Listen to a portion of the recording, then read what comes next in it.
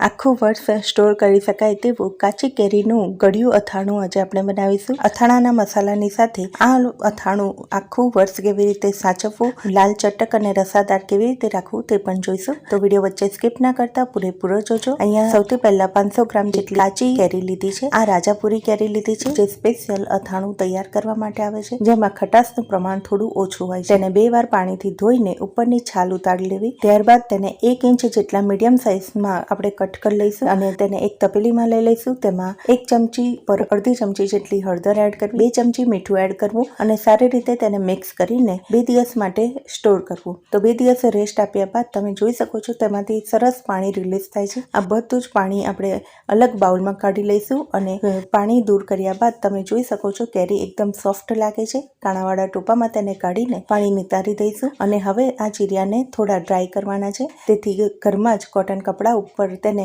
આ રીતે પાથરી દઈશું। હવે તેને 2 કલાક માટે આ જ રીતે રેસ્ટ આપીએ। ત્યાં સુધી હવે આપણે મસાલો તૈયાર કરવા માટે પરફેક્ટ માપ કરવા માટે અહીંયા માપ જોઈ લઈએ, મેઝરમેન્ટ। તો અહીંયા એક નાની વાડકીમાં લગભગ 100 ગ્રામ જેટલા રાઈના કુરિયા લીધા છે અને 80 ગ્રામ જેટલા મેથીના કુરિયા લીધા છે। 2 ચમચી વરિયાળી લીધી છે।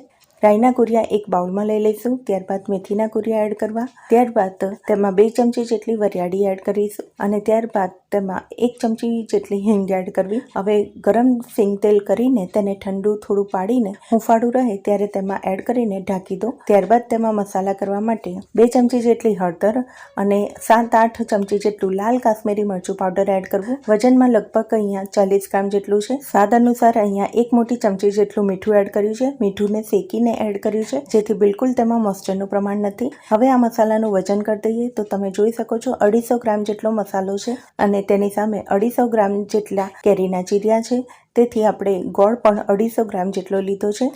તો કેરીના ચીરિયા જેમ વજન થાય છે તેમ તે હલકું થઈ જાય છે સુકાયા બાદ। હવે તમે આ બધી વસ્તુને સારી રીતે મિક્સ કરી લો। તો મસાલાની જોડે આપણે ગોળને મિક્સ કરી લીધો છે। ગોળ છીણીને લેવો જેથી ઝડપથી તે ઓગળી જાય। ત્યારબાદ 3-4 મોટા ચમચા જેટલું સિંગ તેલ ગરમ કરીને ઠંડુ પાડ્યા બાદ તેને એડ કરી દેવું અને ઢાંકીને તેને રાખવું। તો 2 દિવસ માટે તેને રેસ્ટ આપીશું। ત્યારબાદ આ રીતે ગોળ પીગળવા લાગશે અને એકદમ સરસ લાલ ચટક રસાદાર એવું ગોળ કેરીનું અથાણું તૈયાર થઈ ગયું છે। હવે તેમાં બિલકુલ ભેજનો ભાગ ન લાગે એ વાતનું ધ્યાન રાખવું અને કોઈ પણ એરટાઇટ કન્ટેનરમાં ભરીને તેને આખું વર્ષ સ્ટોર કરી શકાય છે। અથાણું કાઢતી વખતે અને મૂકતી વખતે તેમાં પાણીવાળા હાથ ન લાગે એ વાતનું ધ્યાન રાખવું। આ રીતે બનાવેલું અથાણું આખું વર્ષ લાલ ચટક રહે છે, તેનો સ્વાદ પણ જળવાઈ રહે છે। તો આજે જ બનાવો, આખું વર્ષ ટેસ્ટી અથાણાની મજા માણો।